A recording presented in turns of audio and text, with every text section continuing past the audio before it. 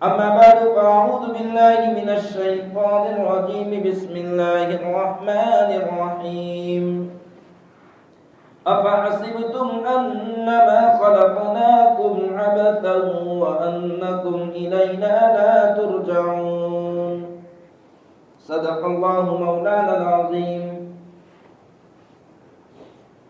محترم بزرگوں اور عزیز بھائیوں، اللہ تبارک و تعالیٰ نے ہم تمام کو بے شمار نعمتوں سے نوازا ہے. بے انتہا نعمت اللہ تبارک و تعالیٰ کی ہم پر ہے، ظاہر کے اعتبار سے بھی، باطن کے اعتبار سے بھی، غذا اور خوراک کھانے پینے کے اعتبار سے بھی، زندگی کے آسائش، زندگی کے آرام کے اعتبار سے بھی اللہ تبارک و تعالیٰ کی بے شمار نعمت ہے ہم پر. یہاں تک کہ ہماری اصلاح کے لیے، ہمارے باطن کو صحیح کرنے کے لیے اللہ تبارک و تعالیٰ نے کتابوں کو نازل فرمایا، یہ بھی اللہ کی نعمت. نبیوں کو اس دنیا میں نازل فرمایا، یہ بھی اللہ تبارک و تعالیٰ کی نعمت ہے. تو بے شمار نعمت اللہ تبارک و تعالیٰ کی ہم پر ہے، لیکن ان تمام نعمتوں میں سب سے بڑی جو نعمت ہے وہ زندگی. کیونکہ اگر ہمارے پاس زندگی نہیں ہے تو یہ تمام نعمتیں بے فائدہ ہیں. یہ زندگی کی جو نعمت جو اللہ تبارک و تعالیٰ نے ہمیں دی ہے، اگر یہ ہے تو ان نعمتوں سے آدمی فائدہ اٹھا سکتا ہے، لیکن اگر زندگی ہے آدمی کے پاس نہیں ہے تو یہ تمام نعمتیں اس کے لیے بے فائدہ ہے. تو یہ زندگی جس کو ہم سمجھتے ہیں کہ 60 70 سال 80 سال 100 سال کی ہے، حالانکہ یہ زندگی اتنی نہیں ہے، بلکہ ایک مرتبہ انسان پیدا ہو جاتا ہے. اللہ تبارک و تعالیٰ نے انسانوں کو ایک مرتبہ ٹھان لیا کہ اس کو پیدا کرنا ہے، اس کے بعد اس کی زندگی شروع رہتی ہے، کبھی ختم نہیں.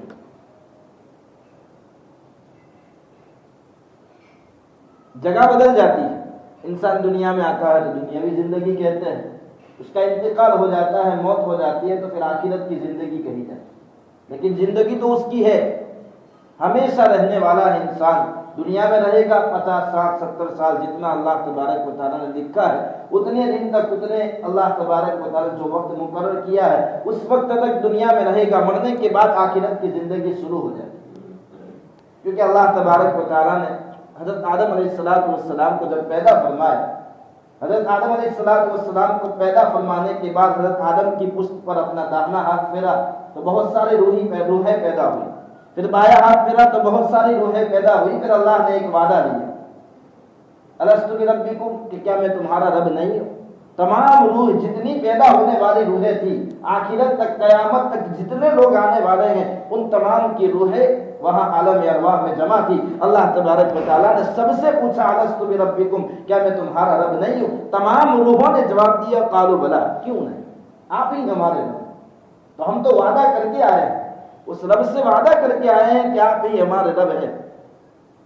اب جب اس رب سے ہم وعدہ کر کے آئے ہیں تو ہمیں یہ جو زندگی ملی ہے اس کی نعمت، یہ نعمت ہے، اس کی قدردانی ہونی چاہیے. جب انسان اللہ تبارک و تعالیٰ انہی روحوں کو ماں کے پیٹ میں ڈالتا ہے، 9 مہینے رہتا ہے، اس کے بعد وہی انسان دنیا کے پیٹ میں آتا ہے، 50 60 70 80 سال زندگی گزارتا ہے. پھر اسی کو اللہ تبارک و تعالیٰ موت دیتے ہیں، عالم برزخ میں چلا جاتا ہے. وہاں اللہ تبارک و تعالیٰ اس کے ساتھ جو اللہ کا معاملہ ہے وہ اللہ فرماتا ہے. جب ماں کے پیٹ میں انسان ہوتا ہے تبھی اس کی پیشانی پر 4 باتیں، اس کی قسمت میں 4 باتیں لکھی جا چکی ہوتی ہیں. انسان ماں کے پیٹ میں ہوتا ہے، پہلی بات لکھی ہے کہ اس کی عمر کتنی ہوگی. دوسری بات لکھی جاتی ہے کہ کتنا کمائے گا، کہاں سے کمائے گا، یعنی روزی کتنی ملے گی، کہاں سے ملے گی، یہ بھی لکھ دیا جاتا ہے. تیسری بات کہ کب مرے گا، وہ بھی وہاں ہی طے ہو جاتا ہے. انسان کے دنیا میں آنے سے پہلے اللہ تبارک و تعالیٰ طے کر دیتے ہیں کہ دنیا میں کتنا رہنے والا ہے. بدبخت ہوگا یا نیک بخت، وہ بھی وہاں طے ہو جاتا ہے. تو یہ جو زندگی اللہ تبارک و تعالیٰ نے ہمیں دی، ہمیں اس کے مقصد کو سمجھنا ہے. ہمارا مقصد کیا ہونا چاہیے؟ دنیا میں آئے ہیں، زندگی ملی، نعمت اللہ تبارک و تعالیٰ نے دی. ہمارا مقصد، چھوٹا سفر آدمی کرتا ہے تو اس کا ایک مقصد ہوتا ہے. یہاں سے سورج جانا ہوتا ہے تو اس کا مقصد ہوتا ہے شاپنگ کرنے جانا ہے، یا تجارت کے اعتبار سے آدمی جاتا ہے. بہت آخر میں گھومنے کا مقصد ہوتا ہے، لیکن مقصد ہوتا ہے اتنا چھوٹا سا سفر ہے، آدمی کا مقصد ضرور ہوتا ہے۔ اگر کوئی بغیر مقصد کے ٹرین میں چلا جائے، پوچھا کسی نے کہ کیوں جا رہا ہو، کہا کہ ایسے ہی جا رہا ہوں، تو لوگ پاگل کہیں گے، دیوانہ کہیں گے کہ ایسے ہی کوئی جاتا ہے بغیر تھکاوٹ، بغیر کوئی مقصد کے تھک رہا ہے، آدمی پیسے خرچ کر رہا ہے۔ تو مقصد جب اتنا چھوٹا سفر ہے تو ہمارا کوئی نہ کوئی مقصد ہوتا ہے۔ تو دنیا میں اللہ تبارک و تعالیٰ نے اتنی لمبی عمر کے لیے بھیجا ہے، تو اللہ تبارک و تعالیٰ نے بھی تو کوئی مقصد طے کیا ہو۔ یہ تو ہم نے اپنے اعتبار سے مقصد طے کر رکھے ہیں۔ بعض لوگوں نے روزی کو مقصد بنا رکھا ہے، رزق کو مقصد بنا رکھا ہے، مال و دولت پیسوں کو مقصد بنا رکھا ہے۔ یہ مقصد نہیں ہو سکتا۔ ہم عقل سے غور کریں، تھوڑی ہم اپنے دماغ کو چلائے تو یہ روزی رزق یہ مقصد بالکل نہیں ہو سکتا ہے، اس لیے کہ اللہ تبارک و تعالیٰ روزی تو عقل مند کو بھی دیتا ہے، بے وقوف کو بھی دیتا ہے۔ نوکری والے کو بھی ملتی ہے، بغیر نوکری والا بھی کھا کر سوتا ہے۔ ڈگری والے کو بھی رزق ملتا ہے، بغیر ڈگری والے کو بھی، یہاں تک کہ اللہ تبارک و تعالیٰ جانوروں تک کو روزی دیتا ہے۔ کوئی جانور بغیر بھوکے، حالانکہ نہ عقل ہے، نہ نوکری ہے، نہ ڈگری ہے، لیکن اللہ تبارک و تعالیٰ ان کو بھی بھوکے پیٹ نہیں سونے دیتا۔ تو یہ مقصد نہیں ہے، روزی کمانا یہ ہمارا مقصد نہیں۔ اسی طریقے سے بعض لوگوں نے عزت، جاہ و جلال، اقتدار، کرسی پانا مقصد سمجھ رکھا ہے۔ یہ مقصد بھی نہیں ہو سکتا، کیونکہ یہ بھی چند دن کے لیے ہے۔ عزت ہوگی چند دن کے لیے، جب کرسی ہوگی ہاتھ میں، اقتدار ہے ہمارے ہاتھ میں، لوگ نعرہ لگائیں گے زندہ باد کا، جب کرسی چلی جائے گی مرد آباد کا نعرہ لگنے لگے گا۔ تو یہ مقصد بھی نہیں ہے، عزت، جاہ و جلال، اقتدار یہ مقصد بھی نہیں ہو سکتا۔ اللہ نے قرآن میں فرمایا کل من علیہا فان ویبقى وجہ ربک ذو الجلال، ہر چیز فنا ہونے والی ہے، چاہے کوئی بھی ہو، کتنا ہی ہو، کتنا ہی بڑا آدمی ہو، فنا ہونا ہے، ہاں باقی رہنے والی ذات صرف اللہ تبارک و تعالیٰ کی۔ یہ بھی مقصد، نہ روزی مقصد ہے، نہ اقتدار، نہ عزت، نہ جاہ و جلال مقصد ہے۔ تو مقصد کیا ہے؟ تو ہم مقصد کیسے طے کریں گے؟ ہمارا مقصد دنیا میں آنے کا وہ طے کرے گا جو دنیا میں لایا ہے، جس نے ہمیں دنیا میں بھیجا ہے، جس نے پیدا کیا ہے، وہ مقصد طے کرے گا۔ اللہ تبارک و تعالیٰ قرآن میں آتا ہے الا یعلم من خلق وهو اللطیف الخبیر، خوب سن لو، وہ جانتا ہے جس نے پیدا کیا ہے اور وہ بہت باریک بھی اور بہت باخبر ہے۔ تو وہ باریک بھی ہے، وہ جاننے والا ہے، تمام چیزوں سے باخبر ہے۔ تو ہمارا دنیا میں آنے کا جو مقصد ہے ہم طے نہیں کریں گے، وہی طے کرے گا، اور اس نے طے کر دیا ہے قرآن کریم میں وما خلقت الجن والانس الا لیعبدون، کہ میں نے جنات اور انسانوں کو کیوں پیدا کیا۔ میں نے آپ حضرات کے سامنے خطبے کے دوران تلاوت فرمائی جو آیت، اس میں اللہ فرماتے ہیں افحسبتم انما خلقناکم عبثا وانکم الینا لا ترجعون، کہ تم گمان کرتے ہو کہ ہم نے تم کو بیکار پیدا نہیں، بیکار پیدا نہیں کیا ہے۔ انسان دنیا میں آیا ہے، دنیا میں کوئی بھی انسان کتنا ہی بے وقوف ہو، کتنا ہی پاگل ہو، اللہ نے اس کو بیکار کسی نہ کسی مقصد کے تحت اللہ نے اسے دنیا میں بھیجا ہے۔ تو اللہ فرماتے ہیں کیا مقصد ہے دنیا میں آنے کا؟ وما خلقت الجن والانس الا لیعبدون، کہ میں نے تم کو اپنی عبادت کے لیے پیدا۔ ہاں عبادت کے ساتھ ساتھ سوال ہوتا ہے کہ بھائی عبادت تو کرتے رہیں گے، پورا دن عبادت کریں گے تو کھائیں گے کیا؟ سیدھی سی بات ہے، حلال کمائی کے ساتھ آدمی کھائے یہ بھی ضروری ہے، لیکن اس کے ساتھ ساتھ مقصد کمائی کو نہیں بنانا ہے، مقصد مال و دولت کو نہیں بنانا ہے، مقصد عبادت کو بنانا ہے۔ عبادت کرتے رہیں گے، اس کے ساتھ ساتھ ہم اپنا کاروبار کرتے رہیں گے، اللہ تبارک و تعالیٰ کھلاتا اور پلاتا رہے گا، ہمیں بھی کھلائے گا، ہماری نسلوں کو بھی کھلائے گا۔ لیکن مقصد یہ ہونا چاہیے۔ کیوں مقصد یہ ہونا چاہیے؟ کہ ہم کمائیں گے تو وہ تو ہمیں کام آئے گا 50 سال جب تک ہم زندہ رہیں گے، لیکن عبادت کے ساتھ ہم زندگی گزاریں گے تو یہ عبادت آنے والی جو زندگی ہے موت کے بعد، جو لامحدود زندگی ہے، کبھی ختم نہ ہونے والی زندگی ہے، وہاں وہ کام آئے، کیونکہ ہر ایک شخص جانتا ہے، اس میں کوئی شبہ نہیں، کوئی شک نہیں کہ انسان دنیا میں آیا ہے، جائے گا، موت سے کوئی انکار نہیں کر سکتا۔ اختلاف بھی کسی بھی طرح کا موت میں نہیں ہوا ہے۔ کوئی انکار کرنے والوں نے اللہ کا انکار کر دیا کہ اللہ کو نہیں مانتے، نعوذ باللہ۔ انکار کرنے والوں نے رسولوں کا بھی انکار کیا کہ ہم رسولوں کو نہیں مانتے، نبیوں کو نہیں مانتے۔ انکار کرنے والوں نے کتابوں کا بھی، قرآن کا بھی انکار کیا کہ ہم اس کتاب کو، قرآن کو نہیں مانتے، لیکن کوئی یہ انکار نہیں کر سکا کہ ہم موت کو نہیں مانتے، کیونکہ موت یقینی ہے، بوانی ہے۔ کل نفس ذائقۃ الموت، ہر نفس کو موت کا مزہ چکھنا ہے۔ جب موت یقینی ہے، ہر آدمی جانتا ہے، دنیا میں جو لوگ آئے ہیں وہ جانتے ہیں کہ جب آئے ہیں تو دنیا سے جانا ہے۔ موت یقینی چیز ہے، ہر ایک مانتا اور جانتا ہے، اور یہ بھی یقینی ہے کہ کوئی آدمی کو یہ نہیں کہہ سکتا کہ میں ابھی مر جاؤں گا۔ میں اتنے سال زندہ، کوئی نہیں کہہ سکتا۔ 1 منٹ کے بعد میں انسان کو موت آ سکتی ہے، 1 دن کے بعد، 1 ہفتے، 1 مہینے، سالوں انسان زندگی گزارتا ہے، سالوں کے بعد بھی موت آ سکتی ہے، کوئی اس کا وقت متعین نہیں ہے۔ اتنی سائنس نے اتنی ترقی کر لی، کہاں سے کہاں پہنچ گیا، لیکن ابھی تک سائنس یہ نہیں بتا سکا کہ انسان کب مرے گا۔ ہم سوچتے بعض مرتبہ ڈاکٹر کہہ بھی دیتا ہے کہ 6 مہینے میں آپ کا یہ جو پیشنٹ ہے مر جائے گا، لیکن بعض مرتبہ ایسا ہوتا ہے کہ وہ 6 سال زندہ رہتا ہے۔ آپ نے سنا بھی ہوگا، کبھی کبھی ایسا بھی ہوتا ہے۔ تو موت، اتنی سائنس نے ترقی کر لی، لیکن موت کے بارے میں کوئی پتہ نہیں لگا سکا کہ انسان کب مرے۔ آنے کا وقت سب کو معلوم، آنے کی تاریخ سب کو معلوم ہے، دنیا میں آیا ہے، سب جانتے ہیں میں کب آیا ہوں، کون سے وقت کا کون سی تاریخ تھی، لیکن جانے کا وقت کسی کو معلوم، کوئی نہیں جانتا کب مروں گا۔ جب اللہ تبارک و تعالیٰ نے دنیا میں بھیجا ہے اور موت یقینی ہے، ہر ایک جانتا ہے، تو ہمیں اس کی تیاری کرنی ہے جہاں جانا ہے۔ انسان کو اللہ تبارک و تعالیٰ نے جو دنیا میں بھیجا ہے اس کا ایک مقصد، جسے میں نے کہا لے کر بھیجا ہے، وَمَا خَلَقْتُ الْجِنَّ وَالْإِنسَ إِلَّا لِيَعْبُدُونَ، کہ میں نے جنات اور انسانوں کو اپنی عبادت کے لیے پیدا کیا۔ اور ہم سب جانتے ہیں کہ موت کا آنا ضروری ہے، موت کا آنا یقینی ہے، موت سے کوئی انکار نہیں کر سکتا، تو پھر اس زندگی کے لیے ہمیں تیاری کرنی۔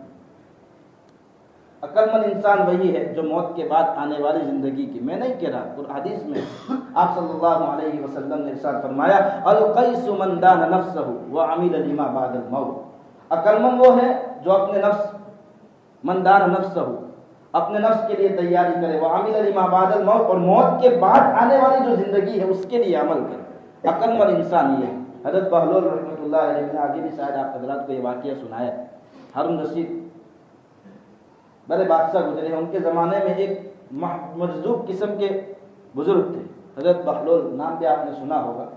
تو ان ایک مرتبہ وہ حضرت بہلول ہارون رشید کے دربار میں آیا کرتے تھے، بادشاہ تھے ہارون رشید، ان کے پاس آیا کرتے تھے، ہارون رشید ان کی مداح کیا کرتا تھا۔ اب اس واقعے کے ساتھ اپنی زندگی کو جوڑیے کہ ہماری زندگی بھی یہی، ان کی مداح کیا کرتا تھا ہارون رشید جو بادشاہ تھے، وہ ان کی مداح کیا کرتے تھے، جب بھی آئے ان کو اجازت تھی کہ ان کو آنے دیا جائے دربار، وہ فوراً دربار میں پہنچ جاتے تھے۔ ایک مرتبہ اسی طرح دربار میں پہنچے تو ہارون رشید کے ہاتھ میں ایک لکڑی تھی، ایک چھڑی تھی، اس مجذوب جو حضرت بہلول رحمۃ اللہ علیہ ان کے ہاتھ میں دی اور کہا کہ یہ بہلول، یہ لاٹھی لے، یہ لکڑی تیرے پاس رکھ، اور اگر تیرے سے زیادہ کوئی بے وقوف ملے تو اسے یہ لکڑی دے دینا۔ حالانکہ مذاق کے طور پر کہا تھا کہ تو اتنا بے وقوف ہے کہ دنیا میں تجھ سے زیادہ کوئی بے وقوف نہیں ہے، اگر تجھ سے زیادہ کوئی بے وقوف تجھے ملے تو یہ لکڑی اس کو دے دینا۔ حضرت بہلول تو وہ لکڑی لے کر چلے گئے، کافی عرصہ ہو گیا، کافی سال گزر گئے۔ ایک مرتبہ حضرت بہلول کو پتا چلا کہ ہارون رشید جو بادشاہ ہے وہ بیمار ہے۔ اب ان کی عیادت کے لیے وہ آئے، وہاں پہنچے، ہارون رشید سے پوچھا کہ بادشاہ سلامت، کیا حال ہے؟ کہا کہ آخرت کا سفر درپیش ہے، اب میں دنیا سے جانے والا ہوں، میرا آخری وقت ہے، مجھے ایسا معلوم ہوتا ہے۔ تو حضرت بہلول نے کہا کہ کچھ تیاری کی ہے، سفر پر جانا ہے تو کچھ تیاری کی ہوگی، کوئی ساتھ میں آنا، دوست و احباب ساتھ میں آئیں گے، لاؤ لشکر اتنا زیادہ ہے، باڈی گارڈ آئیں گے ساتھ میں۔ تو کہا کیسی بات کرتا ہے، وہ آخرت کا سفر ہے، وہاں کوئی ساتھ نہیں آتا، نہ مال و دولت ساتھ آتی ہے، نہ دوست و احباب، نہ گھر والے، کوئی ساتھ نہیں آتا، اکیلا تنہا سفر کرنا پڑتا ہے۔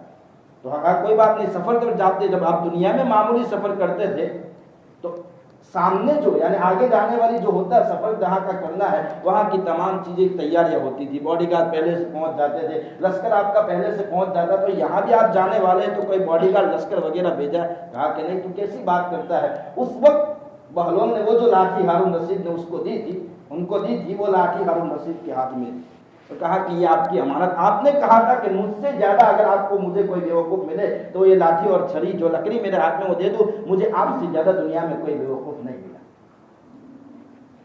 تو ہارون رشید رو پڑے، کیوں؟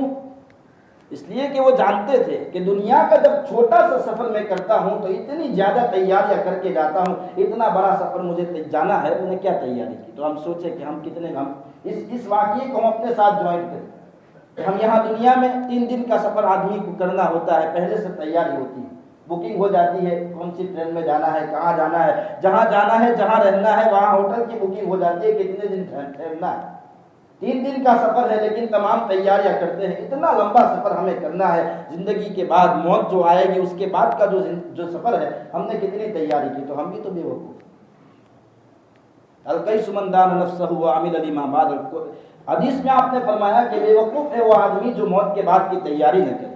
تو ہمیں تو موت کے بعد کی تیاری کرنی ہے۔ تیاری کیسے کرے کہ بھائی ہم نے جو اللہ تبارک و تعالیٰ کے احکام ہیں، اللہ تبارک و تعالیٰ نے جو ہمیں احکام دیے، جو نبی کے طریقے ہیں، ہم اس کے اوپر اپنی زندگی کو گزارے، اللہ کے احکام پر اپنی زندگی کو گزارے۔ ہم موت کی تمنا، میں بارہا کہتا ہوں کہ موت کی تمنا نہ کریں۔ کتنا ہی آدمی کے اوپر برا وقت آ جائے، کتنی ہی تکلیف آدمی کے اوپر آ جائے، لیکن کبھی یہ نہیں مانگنا چاہے کہ مجھے موت آ جائے۔ موت کی تمنا حدیث میں بھی منع فرمایا، لا تتمنوا الموت، کہ موت کی تمنا نہ، ہاں امید ضرور ہونی چاہیے کہ بھائی ایسے دن موت آئے، ایسے وقت موت آئے، ایسی جگہ موت آئے، یہ دعا کرنا یہ الگ بات۔ جمعہ کے دن کی موت، جیسے آج ہمارے احمد بھائی کی موت بہت مبارک موت ہے، جمعہ کے دن کی موت۔ حدیث میں آتا ہے کہ بھائی گروپ جمعرات کے گروپ سے لے کر جمعہ کے دن میں اگر کسی کی موت آتی ہے تو اللہ تبارک و تعالیٰ قبر کے فتنوں سے اس کی حفاظت فرماتے ہیں۔ ان کو جمعہ ہی ملا ہے، اللہ تبارک و تعالیٰ ہمیں بھی ایسی موت عطا فرمائے۔ مبارک موت کی دعا کیا کرے، موت کی تمنا نہ کیا کرے۔ اللہ تبارک و تعالیٰ ہم تمام کو موت آنے سے پہلے موت کی تیاریاں کرنے کی توفیق عطا فرمائے۔ آمین۔ وآخر دعوانا